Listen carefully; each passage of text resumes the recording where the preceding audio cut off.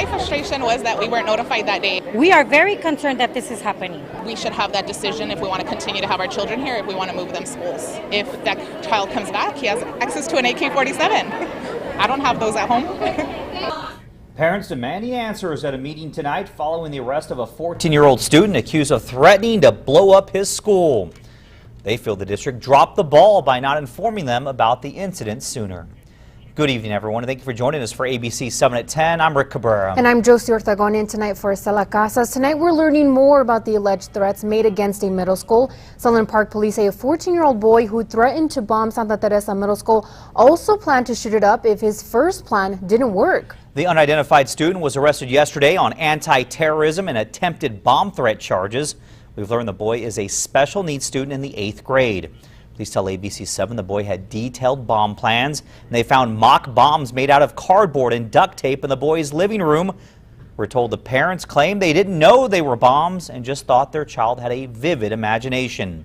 They say they knew nothing of his intentions, but police say the boy told investigators he had access to guns and knew how to use them. Tonight, the school held a meeting for parents who had concerns about the threats, many of them leaving with more questions than answers. What matters is that you guys left to tell us what was happening. Okay. And we're here to get answers. Just one of dozens of parents in attendance at Thursday's meeting at Santa Teresa Middle School. Parents and students filled the school's gym voicing their concerns about the school's lack of communication. Some even shouting at administration trying to get their point across. We are very concerned that this is happening because we never got the call. We got the call 24 hours later. The school's principal telling parents she learned of the threat after the student turned in a written assignment and immediately called police. Police were at the school for hours before taking the boy into custody, but the school was never placed on lockdown.